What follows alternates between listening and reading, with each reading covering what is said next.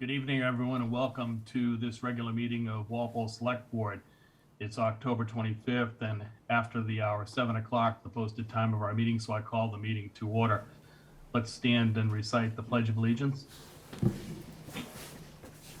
I pledge allegiance to the flag of the United States of America and to the republic for which it stands, one nation, under God, indivisible, and with liberty and justice for all.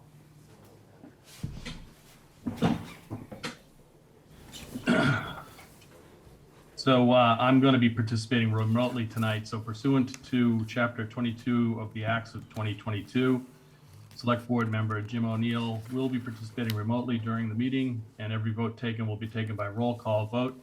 Otherwise, the meeting will proceed in the usual course. So our first order of business is, I believe we have Drew Gonzalez from Five Guys Properties LLC in to talk about a common vittler license to operate at 104 Providence Highway. Is Drew in the room with you guys? So unfortunately, he wasn't able to attend tonight. I'll just give you some background. It's a change of ownership on the franchise. The store will be remaining with the same hours, just new managers, and they've just, new managers, same menu, same hours. Okay, and all the paperwork's in order, Aoife? Yes, everything is set there. Okay, any members have any questions for Aoife? No questions. Okay, then we'll take a motion, Ally. Motion to approve request of Five Guys Properties LLC for a common vittler license to operate at 104 Providence Highway. Second? Motion and a second. We'll do a roll call vote. Ally? Yes. Mark? Yes. Ben? Yes. Glenn? Yes. And Jim, yes. Motion passes 5-0.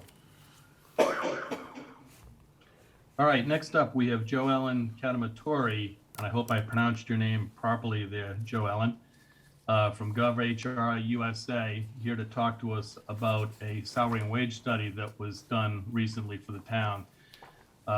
People may recall that recently the select board took on accountability for many of the activities of what was the personnel board, one of which is to do an annual salary review and to make sure that we have fair and equitable pay and that we're competitive in the marketplace. So we have done got a third party come in and do that study, and we're here to talk about that tonight. Before we hand it off to Joellen, though, Jim, is there anything that you'd like to talk about by way of tee-up? No, just that we had worked with GovHR back in over the spring. They wrapped this study up in late May, and I figured it'd be a good segue into the living adjustment request after the fact here. But I'll kind of hand over to Joellen, let her walk you through some of their major findings, and then I'd ask the board to consider the living adjustment.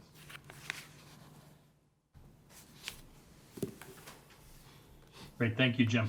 So, Joellen, I'll turn it over to you to take us through the study and your observations, and we'll go from there. Okay, well, thank you, and good evening to everyone. I do have a presentation, and I know you have the report. So I'm going to do a general overview of the study, and then, of course, I'll answer any questions that you have. But the first thing I'll talk about is the scope of work we were asked to perform on behalf of the town. And this was the compensation study. We are also doing a classification study now, subsequent to the study we did last year. We did a salary survey.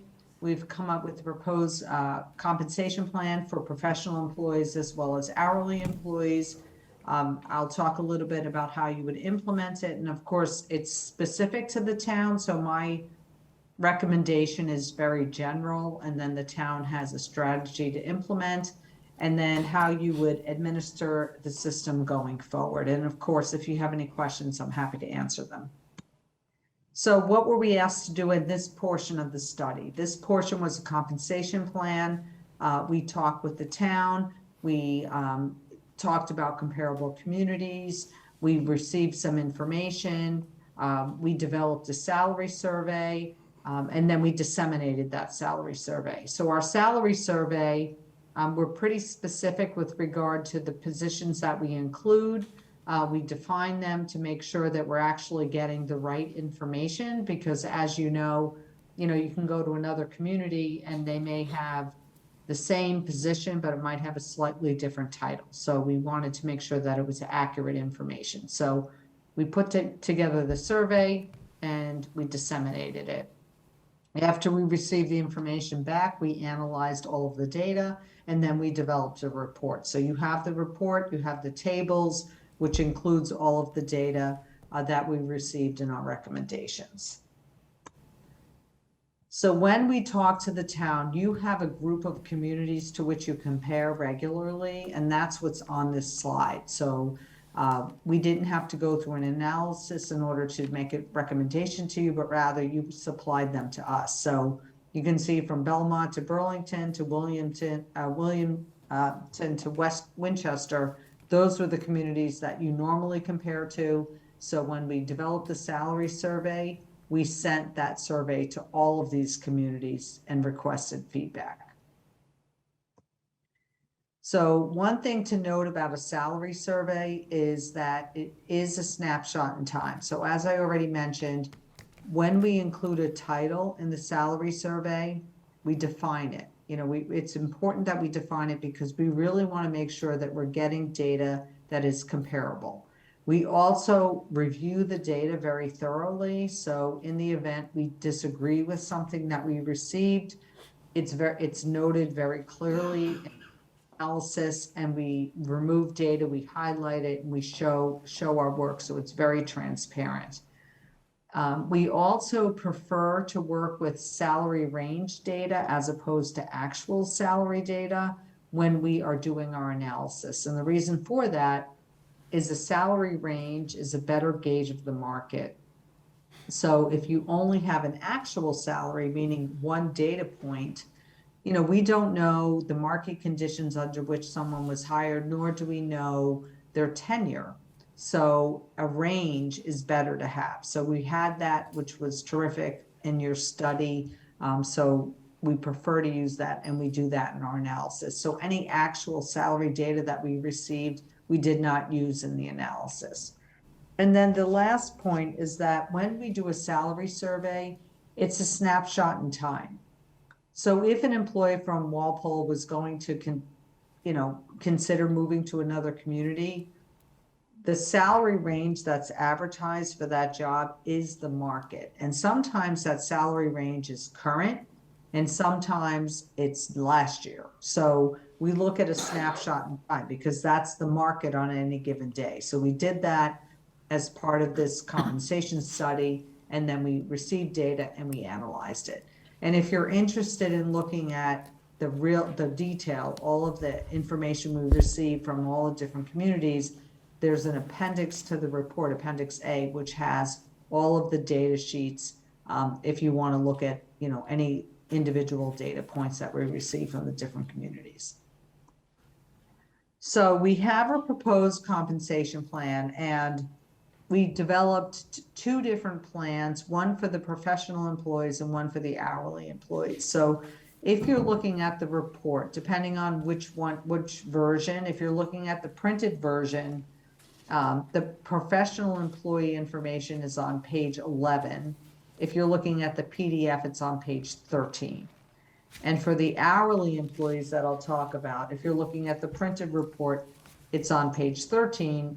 And if you're looking at the PDF, it's on page 15. So there's some tables in the report that follows the narrative, and that's what I'm talking about here.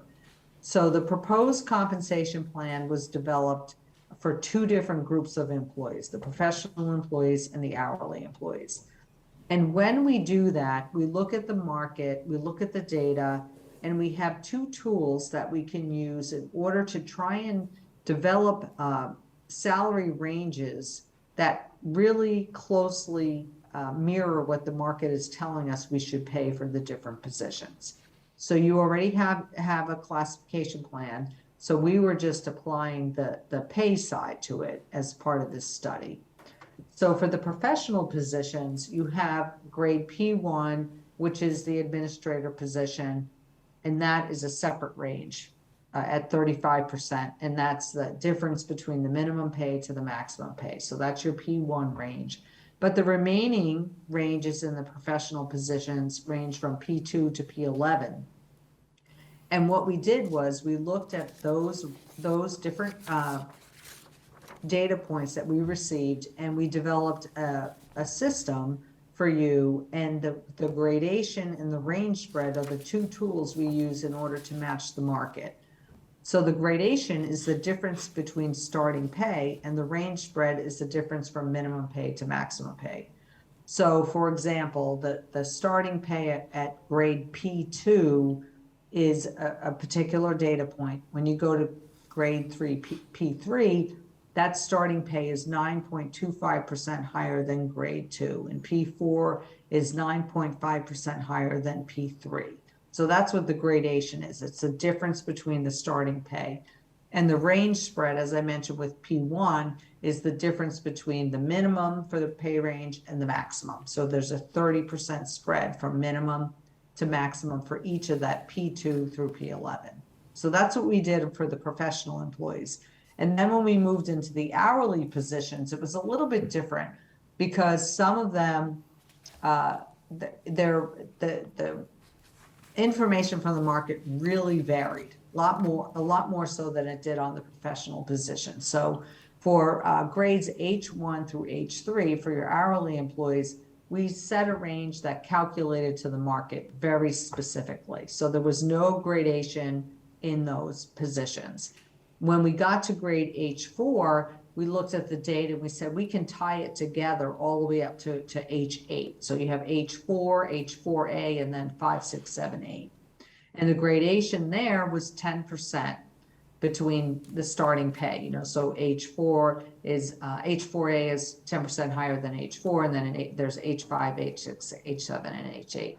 So there's a 10% difference there. And then for all of the grades, H1 through H8, the range spread is 30%. So we were able to make that consistent throughout all of the hourly positions. And then the other thing that we included here is we calculated ranges at the 50th percentile and the 60th percentile for consideration. And what that means is at the 50th percentile, it's the exact middle. So 50% of the communities that we surveyed pay more for the same position and 50% pay less. At the 60th percentile, 40% pay more and 60% pay less. So we all of those calculations are in those data sheets for you to take a look at. And then you're determining your final plan design. So, we have in the report the different options that you have, but, Walpole will say this is how we want to implement. And my understanding is that you're going to go into a defined increment plan. So implementing it going forward, sometimes incumbent employees' pay is below the minimum for a range we're recommending. Sometimes it's above the maximum, and sometimes it's within. So if it's below the minimum, they should come up to at least the minimum. If it's above the maximum, they should stay where they are. And if they're in the range, they should move in. And if they're at their current pay. And if you're using a defined increment plan or a step plan, they should go to the closest step without losing money. So that's how you implement a system like this. And of course, it could be more nuanced depending on what the goals are of the town, but generally that's how you would want to implement it. And the other thing that I wanted to mention too is, these are kind of our general recommendations, our findings, but when you think about the market and you think about trends and things you might want to consider, we calculated at the 50th percentile and the 60th percentile. And I've done a lot of work in Massachusetts, and no one's below the 50th. The minimum that they will consider is the 50th percentile, and the 60th, and the 65th, and the 75th. So I've calculated all of that. So if you can move to the 60th percentile, especially in the market that we're in now, that will be more advantageous for the town in the long run, because the 60th percentile, and if you look at those data sheets in Appendix A, the dollars between the 50th and the 60th, we're not talking about a lot of money. We're not talking about tens of thousands of dollars. It's maybe $1,000, you know, on a whole pay range. But what it sends as a message to your employees and to anybody you might want to consider bringing in the future is that you want to be an above average payer.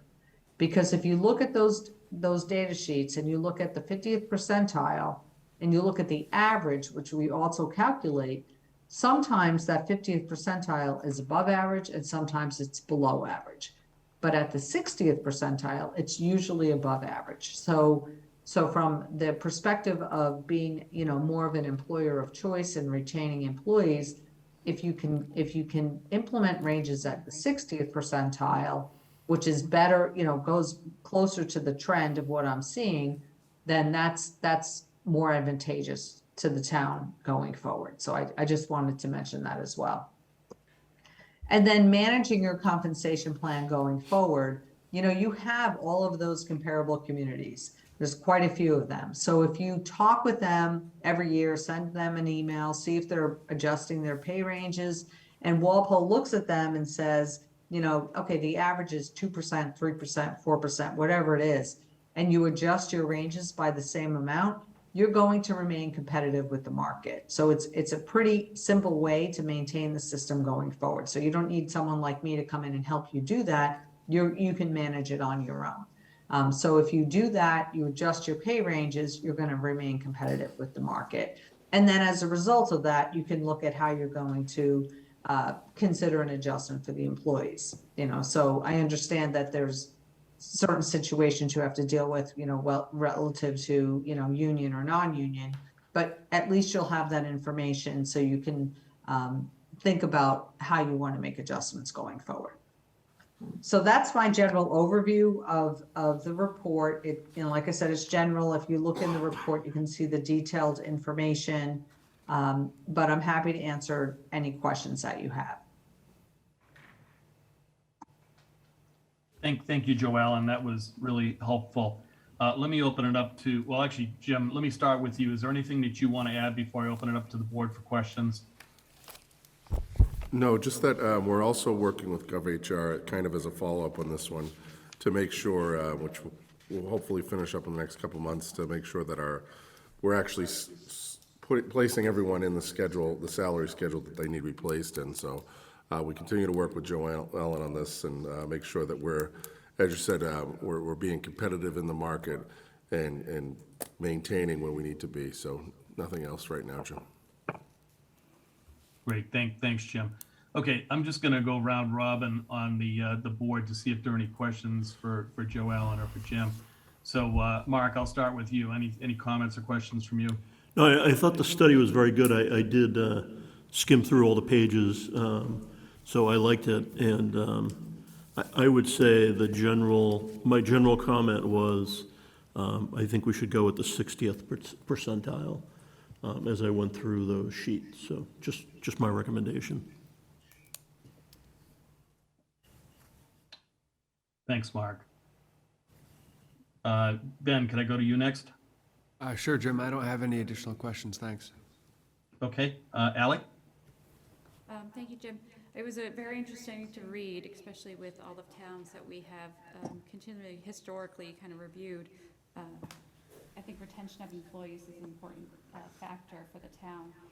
It takes a lot to find and hire new employees. So I think, like as Mark said, the 60th percentile and staying competitive is going to be important for the town.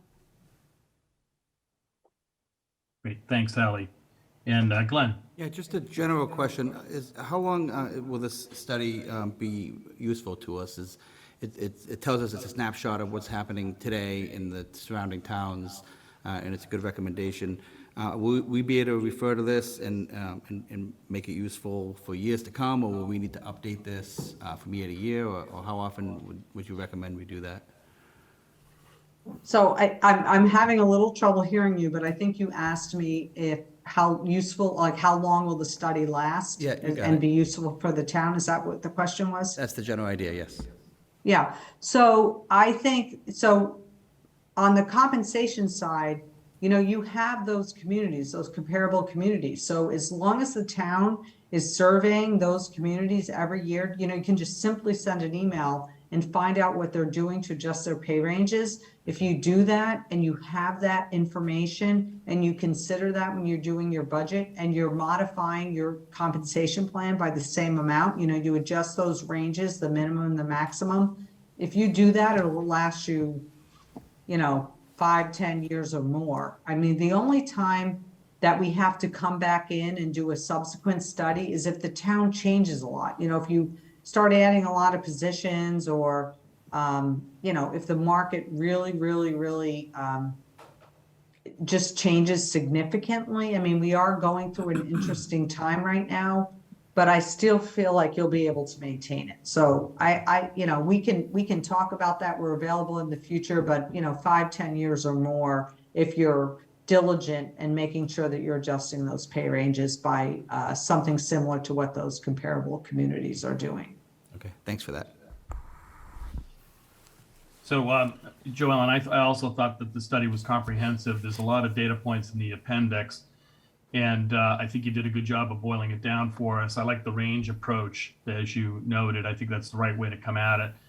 And this notion of the 50th and 60th percentile, I think, is also the right way to come at it.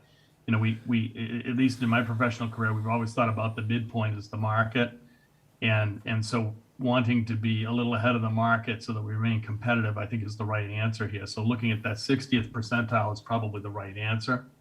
So as Mark indicated, I'd support that as well. One question I have for you is, as you have been, this is what you do for a living, and as you have done this for Walpole and perhaps for other towns, have you noticed any trends over the last couple of years in terms of what I'll call hot jobs? So what are the jobs that are the most competitive, the ones that we probably have to be putting the most emphasis on in terms of retention?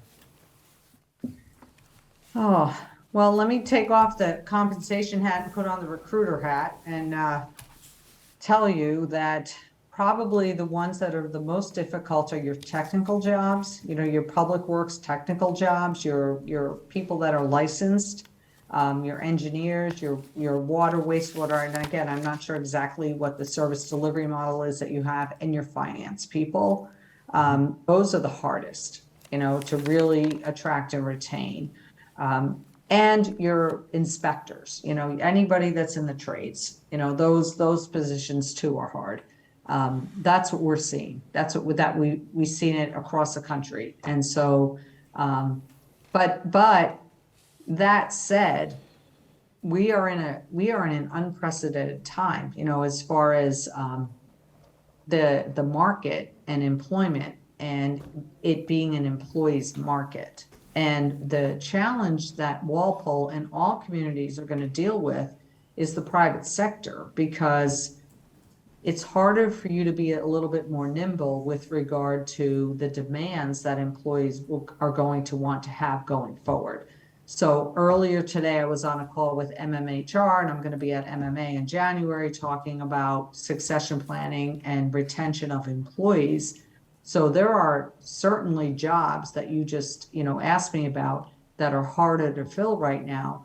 But I really feel like it's the employment conditions that people are going to be looking at about whether or not you're going to be able to retain people going forward. So maybe not the people that are used to working for a community, but maybe people that you want to attract to come in, meaning, the remote work, the modified schedules. There's just a lot that's going to be happening that will probably exacerbate the situation. So you have those really technical jobs that are hard to fill, but then you're going to have the expectations that people are going to have as far as the workplace is concerned, which is a whole different conversation, but it's something to be mindful of, because it really is actually happening, and it is impacting the ability of communities to attract and retain, top-notch employees.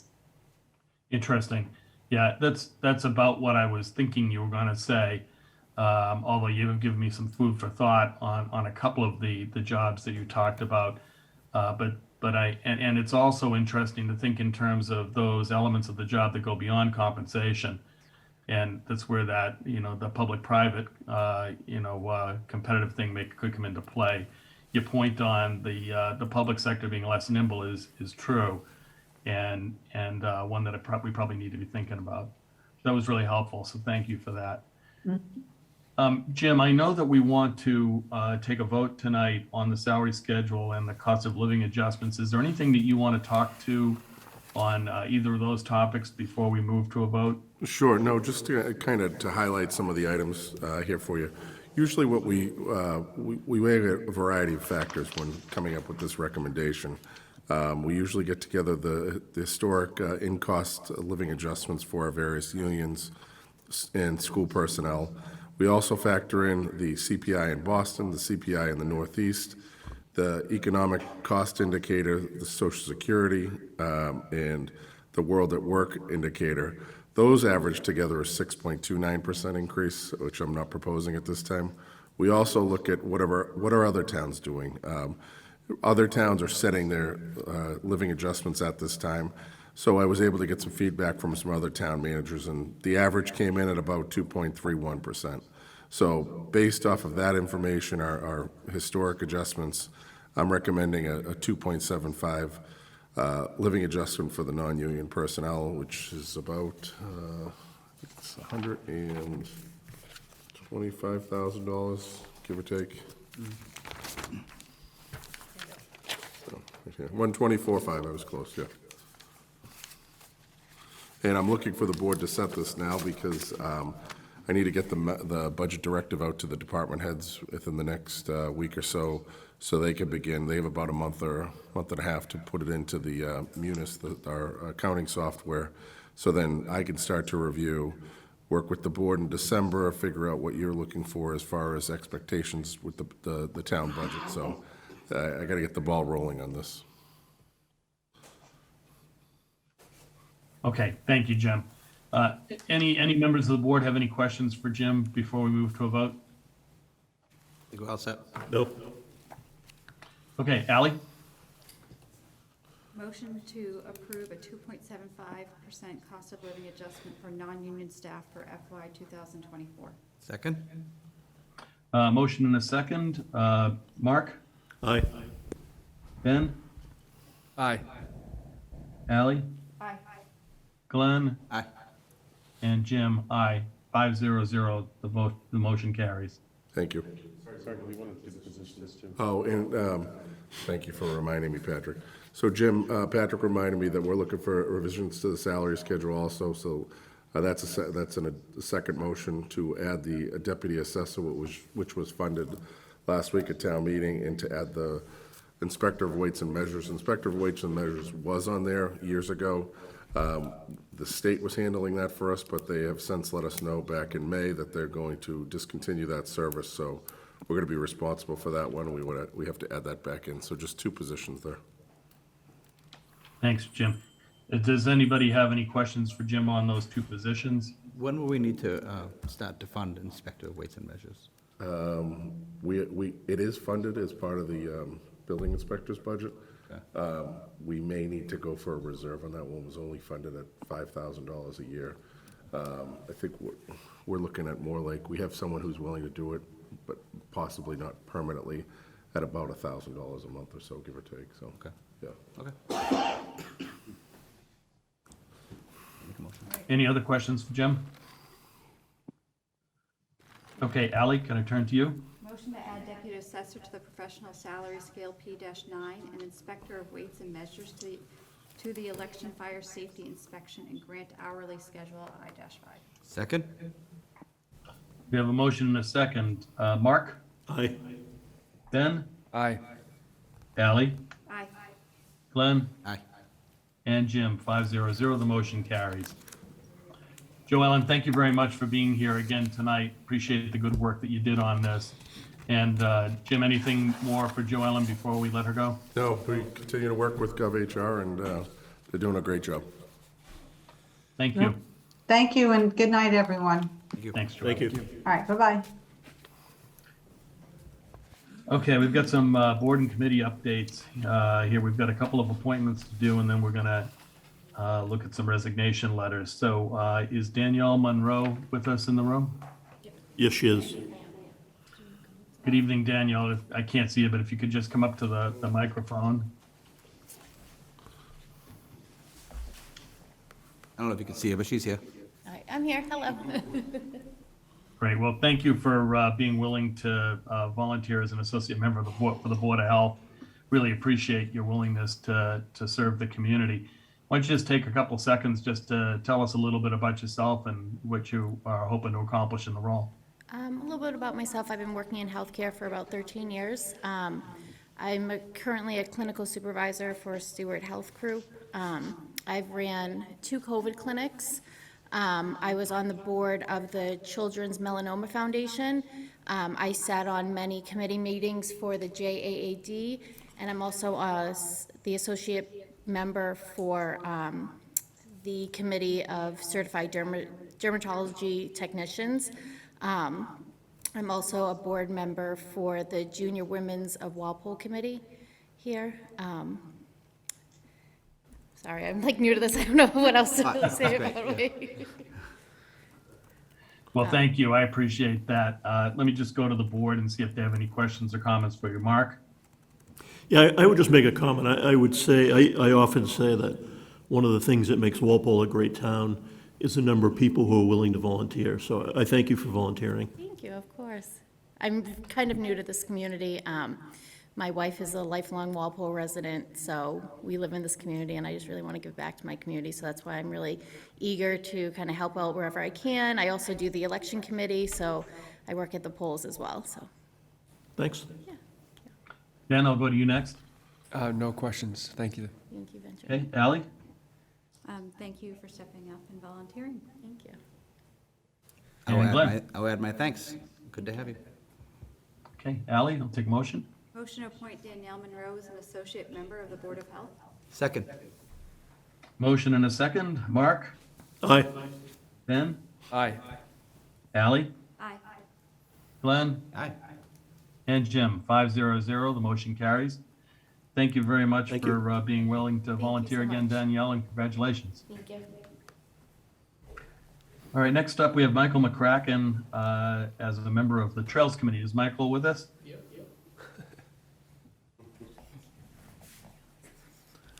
Hello, everyone. Hi, Michael. Welcome, and same to you. Thank you for being willing to serve on the Trails Committee. And why don't you just take a couple minutes to tell us about yourself? Yeah, absolutely. So my wife and I moved to Walpole about 4 years ago. I work in the city of Boston. I'm a vice president at State Street Bank, and so mostly been in the finance side.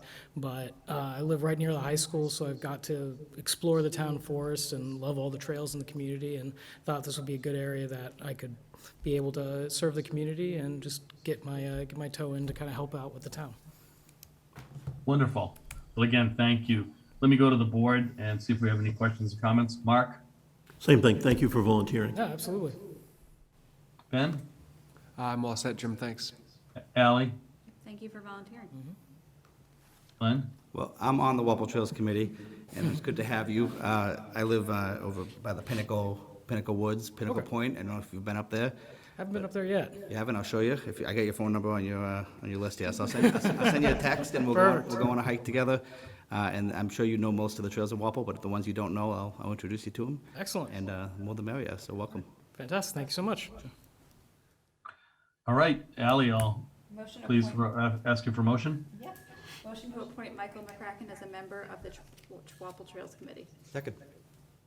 Motion and a second. Mark? Aye. Ben? Aye. Ally? Aye. Glenn? Aye.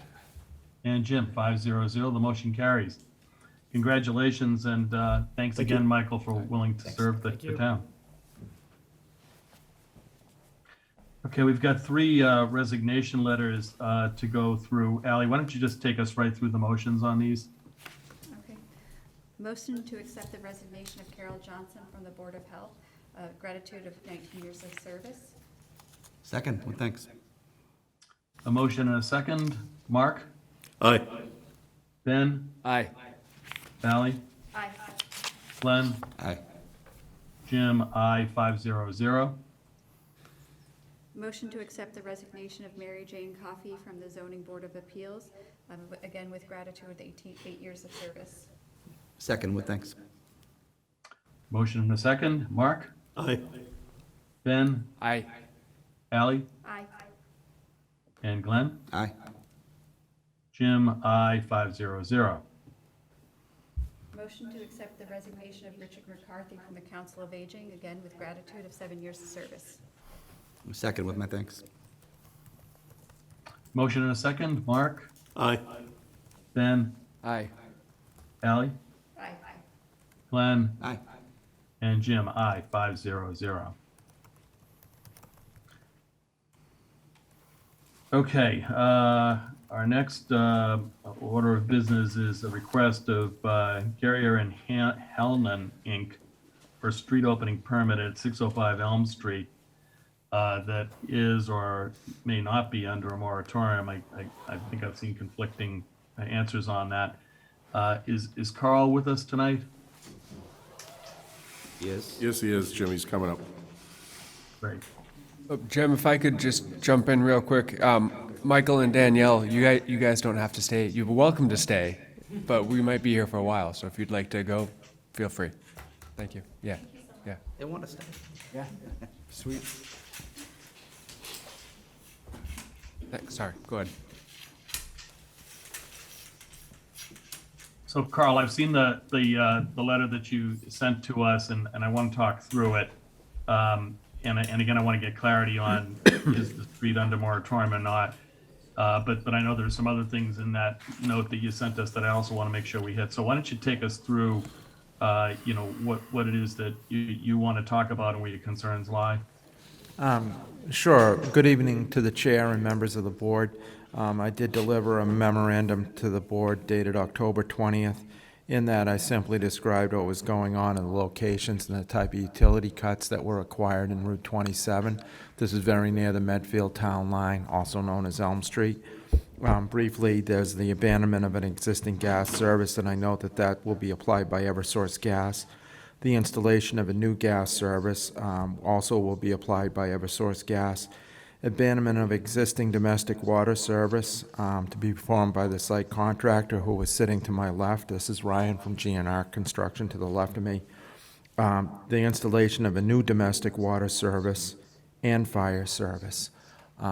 Briefly, G&H has put up a graphic on a board over here that shows Elm Street, but currently the site is served along Elm Street, not within its own frontage and an easement, and the design would like to relocate the utilities to a different easement. The existing utilities must also be abandoned at the main. The mains are in different locations of the road, so it will require a number of openings out on Elm Street / Route 27.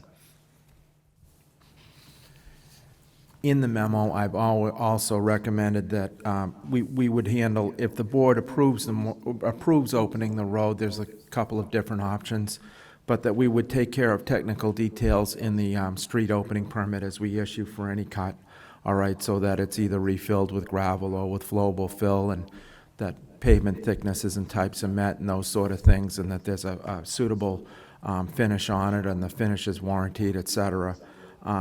I've also noted that the entrances to the road are in several different locations so that the board could consider a curb-to-curb mill and overlay so that we don't have a patch, a stretch, another patch. In other words, you feel repetitive openings within the road. My memo incorrectly stated that the road was paved in July of 2019. It was paved in the summer of 2018. So it's a year older than I stated. There was a little mix-up in the segments and dates in our spreadsheet for that. And so it's a little bit older. Essentially, it will be out of moratorium next summer. I would have to turn over to the site contractor for them to explain the schedules.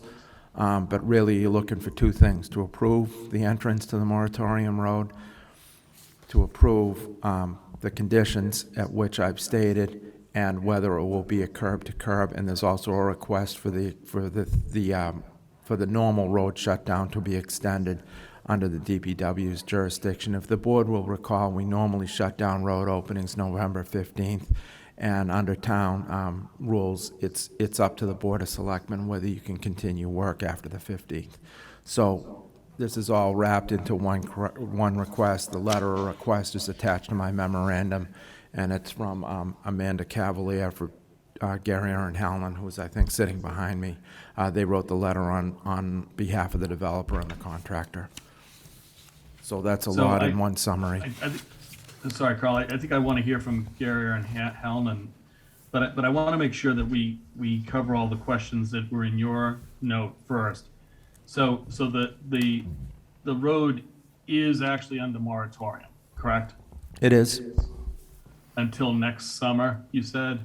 Correct. Specific month, I don't know, but let's let next summer suffice. Okay.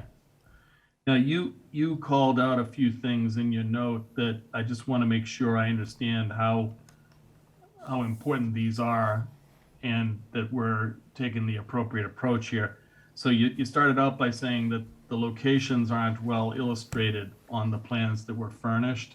Do you have any real concerns over that? And should we be looking for plans that are better illustrated? All concerns are real, but the real concern that I expressed was that it would be difficult for you, given the plans that are here, and I haven't seen what's up on the board, to understand exactly where the locations are on the road.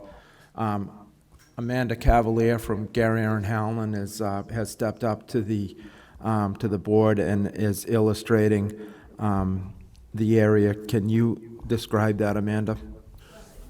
Can everybody hear me okay? So the area that I've highlighted on the plans is marked in red. That's where the new service connection will be tied into the water main and the gas main. And to the south of that, southeast, about 200 feet is where the existing utilities are tied in currently. Those would be abandoned at the main. So you're about 200 feet or so from there. So I believe, Carl, you had 250 feet plus or minus. So that would cover, 30 feet in either direction, offsetting if we do the full mill and overlay curb to curb in that width. So the existing utilities that's highlighted in red there, that's where we'd be connecting to the south of our proposed driveway that's now going to be relocated onto our property, where currently the existing driveway is off property going through a cross easement. So one of the concerns that Carl raised was there's a utility pole somewhere in the mix here, and I can't tell looking at your picture through Zoom here, but there's a question of where the conduit is. Does that picture that you're putting up there address that question about where the conduit is with that utility pole? The proposed conduit? There's the proposed conduit, we're doing an above-ground utility, and then the electrical, is that going overhead or below? That's below, Yeah, correct? so the electrical will go overhead across Overhead. the street, and then the conduit will start in the easement itself. So the conduit won't be within the roadway or the right-of-way? So it's not in the right of way, but there is an easement that exists that it will be in? Yes. There's a And proposed where easement. does that easement run? What land is that running over? So that easement is running over abutting land. During the site plan review that we had to go through with the planning board, we had worked out some embeddable easements with the abutters, the attorney that was representing the Stigmatine Fathers. So once this gets into construction and the utilities get laid, they will be finalizing those easements with the abutters, that cross easement is going over. So it is going cross easement. Right now, we have an access easement on one property, and then we have an existing utility easement for gas, water, and the overhead electrical. So we're kind of condensing the number of easements that are out there. Okay. Carl, are you satisfied with that? Yes, to the chair, I am. So I didn't, what I wanted to clarify was that there would be no road cut for a conduit in here, and that would also be another opening thrown into the mix. From what both Ms. Cavalier and Ryan have explained, that's not the case, that they will go overhead, and that they will go down a pole on the other side of the road, and that that pole may be located in the right-of-way, but it won't be involved with pavement, and it will go to an easement on the site. So yes, I'm satisfied. Okay, thanks, Carl. Timing is another one that is a concern here, because the normal end of season for this stuff is November 15th, and there's some question about your ability to finish the work by November 15th, given weather and other things. So Carl, I want to make sure that we hit on that and that we get to some level of understanding of the risk of, starting to do the work and then not getting it done by November 15th, and what it might mean to spill over, and then what that could possibly mean in terms of how things might settle, what it means for when the springtime comes around, snow plowing, all those kinds of things that we would worry about. I'm not a fan of requests to extend the street opening season. This project was approved quite a while ago. I'm not quite sure why the work didn't get done this summer. I am an advocate of letting trenches settle over a winter season to make sure all the settlement is out before any kind of finished paving goes on. I think we can manage. I think we can manage the late season opening. There's always asphalt available. Obviously, it depends on weather. If 2 weeks, 3 weeks from now it goes to 5 or 10 degrees and we have snow on the ground, this stuff isn't going to happen. So, and we've asked actually that decision be made through the DPW. Really, Rick's would be the ultimate decider of that. The DPW director would be the ultimate decider, but, we'll have to look and see. Sometimes we have great weather right into Christmas and after. So it'll all depend. I'd have to have GNR explain and said what their schedule is to do the work. Part of it's Eversource Gas, and it's up to them. It's their process and their request and whatnot. So there's a whole bunch of things going on here. This is not really a straightforward situation. What would happen if we declined this request and said it can't go till the spring and when the season starts up again? To my understanding, based on conversations with the architect that's been working on the project, they're hoping to have everything wrapped up with the property by sometime late March, and requesting a certificate of occupancy. So that would delay the project even longer if it was to be denied this evening. So I understand that, but that's really less of a concern to us as road commissioners, and more of a concern of the quality of the road, and what might happen to the road, given how late in the season we're going to be doing this work. So, Carl, I guess I need you to help us think through what the risk is here, and what mitigation we can put in place, maybe above and beyond what you've got in this memo that says, if we agree to move forward with this thing, that and I don't know if it's an extended warranty or something like that, but we need to get very comfortable that, given the lateness of this request and the work, that if we move forward with it, that we're not going to end up with a problem on our hands a year from now. Mr. Chair, I didn't point out that in the memorandum I recommended that they put forward a deposit, not a surety bond, but a deposit, cash essentially in a bank account, $25,000 to guarantee this, and that we could do it under the street opening permit, that the warranty period is extended and that security stays until either the moratorium is over or until the repairs, whatever they are, have at least gone a year. The moratorium will be over next summer. The year would go a year from whenever they do it. So, we have a security that would cover a substantial amount of repairs should there be flaws in the pavement, incomplete work, whatever the case may be. And that would be a condition. That would probably be the most important condition of this approval, and said there's funds there to secure it.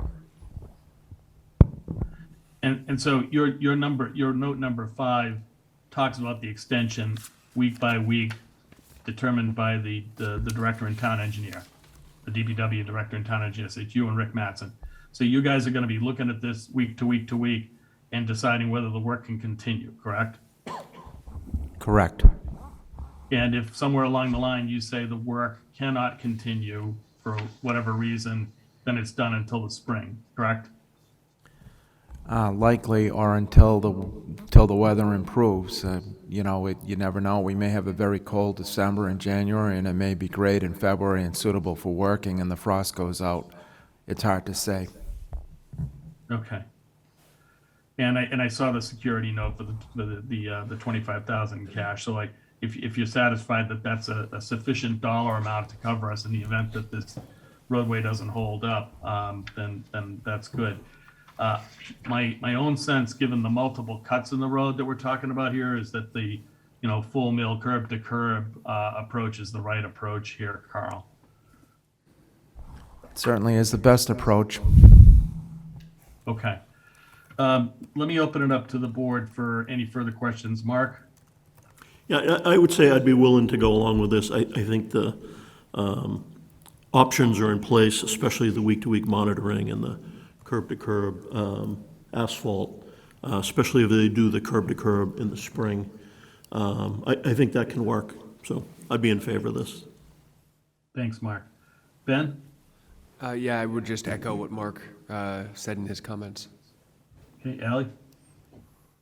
This is actually part of my daily commute, so I drive by the site quite frequently. So my concerns is with Eversource or some of the other utilities and the delay and the condition of the road and what we would expect during this project. So our work, getting the water service in, we would go in, we'd probably have a week, maybe a week and a half. So I don't believe we would be in much past further than the 15th, assuming we were able to get going on this. Eversource I can't speak of. Eversource I know has filed for their permits. We had just come to an agreement with Eversource to perform their scope of work. We've gotten the contract signed with the owner, and now they're in for permitting, or that's what they tell me. So unfortunately, I can't speak so much for Eversource, but I imagine just like us, they'll be in, they'll be out as well. The one thing I will say is that with the permit that we're going to issue, we're going to make them responsible for all the work. So if Eversource comes in and they don't do a sufficient patch, the applicants are going to be responsible for that. Eversource will be too under their permit, but ultimately that security will be there for all of it. So and we have not seen an application for a permit from Eversource yet, but overall we've had pretty good luck working with them. They've done an awful lot of work downtown here that's held up pretty well. So we've done pretty well. Thanks, Carl. Anything else, Ally? Nope, that's it, thank you. Okay, Glenn? I don't have any issues. I'm all set. Okay. And I mean, I've asked my questions. I've gotten my answers. Carl, if you're satisfied, I'm satisfied. I would just simply say this, that, I would hope that Gary and Helen gets the point that this should have been in front of us some time ago, apparently. And the fact that we're having this conversation and having to do the things that we're having to do isn't great. And my hope is that if you're doing work in the town going forward, work of this nature, that you'll be more proactive and not find yourself in this spot going forward. Understood. Okay, Ally, I'll take a motion, please. Just for clarification, the board is also looking to request the $25,000 in cash deposit. Yeah, what I would do is in the motion, let's reference Carl's note and incorporate the entirety of that note into the motion. I think it says conditions set out by the town engineer, right? Okay, motion to approve request of Gare and Helen Incorporated for a street opening permit at 605 Elm Street that is under a moratorium subject to the applicants abiding to the conditions set by the town engineer and grant an extension past the November 15th deadline, a date to be determined at the discretion of the DPW director, as well as request the applicant complete a curb-to-curb 2-inch mill and overlay from each end of the utility to the other. Second. And just a friendly amendment, just the words, and incorporate all of the requirements from Carl Baldoff's note of October 20th, 22. Agreed. Okay, motion and a second. Mark? Aye. Ben? Aye. Sorry, Ben. Aye. Ally? Aye. Glenn? Aye. And Jim, aye, 500, the motion carries. Carl, I want to thank you for your diligence on this and the well and concisely written note that you sent us, which helped me anyway to understand, what your concerns were, and really appreciate you staying on top of this. Thank you. I also appreciate the board's diligence and concern here. Thank you. Okay, thanks. Good luck. I hope you get good weather. Yeah. It looks warm anyway. Okay, we have open forum scheduled for 8 o'clock. I think we're okay for close on that. Is there anyone in the room who wants to speak at open forum? There's no one here. Okay, then let's move on to new business. Ally, on the first two, I'm going to ask Jim to take us through, and then Ally, you can just take us through the rest of them. So Jim, on the contract award. Sure, Jim, just stand by one sec.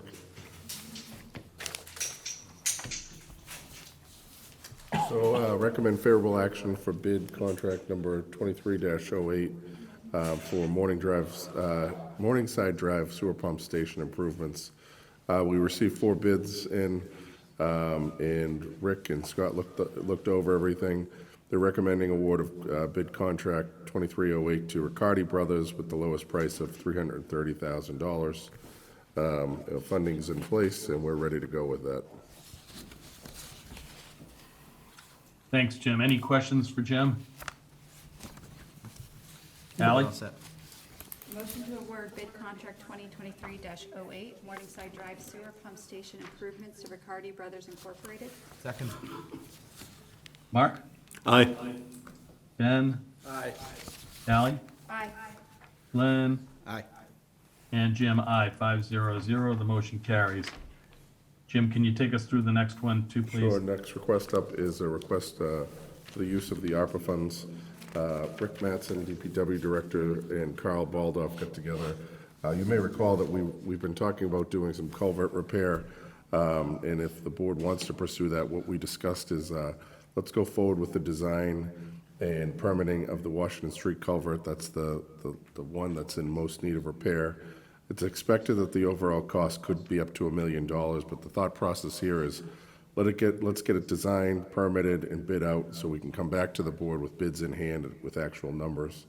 However long that may take, it is going to take, anywhere from 6 months to up to a year. And we'll have some clarification on that. So the request here is $131,000 for the purpose of design and permitting the Washington Street culvert.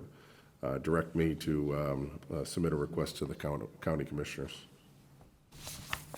Thanks, Jim. And it's my understanding that this culvert is in really bad shape, and it runs right under Washington Street, as I understand it, somewhere down near the DPW garage. And if that culvert were to fail, it would cause an immense problem traffic-wise in terms of people's ability to get around in the town, not to mention emergency vehicles and buses and things like that. So it's a priority culvert that we wanted to focus attention on and get moving on the designs.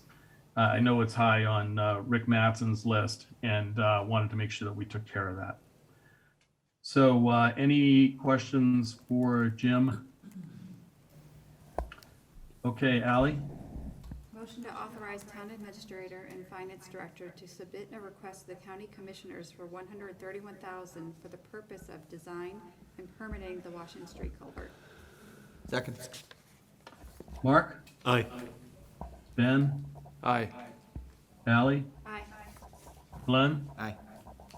And Jim, 500. The motion carries. Thank you. Thank you. Thanks, Rick. Thanks, Rick. Ally, we can just take us right through 3 through 6 now. Motion to sign the November 8th, 2022 election warrant. Second. Mark? Aye. Ben? Aye. Ally? Aye. Glenn? Aye. And Jim, aye, 500. Motion Motion to approve request of Lauren Webla to hold a block party in Bird Street on October 30th, 2022, from 11 a.m. to 6 p.m. Second. Mark? Aye. Ben? Aye. Ally? Aye. Glenn? Aye. And Jim, 500. Vote, this is for the Sakura Kino license. Yeah, so this is, we've seen a couple of these at this stage. Now, this is for a full Keno license for Sakura. You recently approved their alteration of premises to include the bar area there. So now they're looking to add Keno like there is in many of the other restaurants around town. So the board is only required to take action if they are against the decision. I have no problem with the request. And so, it's my understanding, we only have to vote, take a formal vote if we're not going to approve the request. Is that true, Aoife? Yes, that's correct. All right, let me just poll the board since since I'm remote. Mark, you good with it? I'm good with it, yep. Ben, you good with it? Yes, I'm all set. Ally? Yeah, I'm all set. And Glenn? No problem.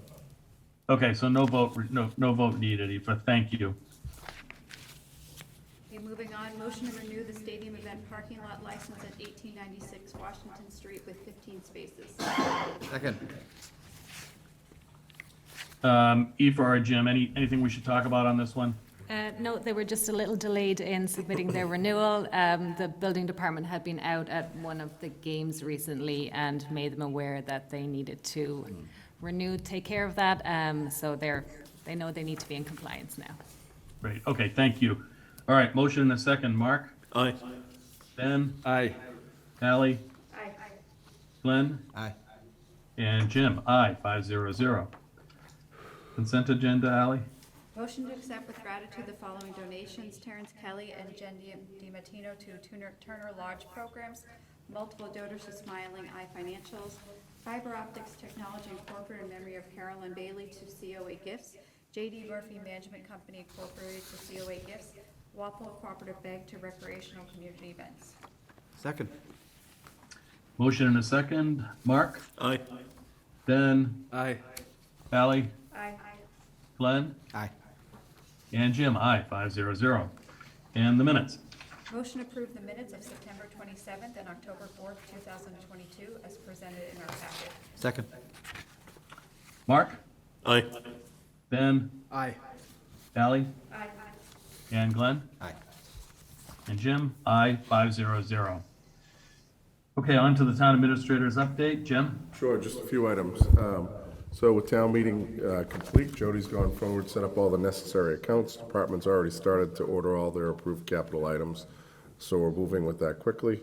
We're gonna have a joint meeting with the finance committee, likely, possibly two, in November. I have to coordinate with Jim, you, and Denny, the chair for the FinCom. Two discussion topics. First one being with some of the larger town departments, police, fire, DPW, to get a sense of what they're looking for.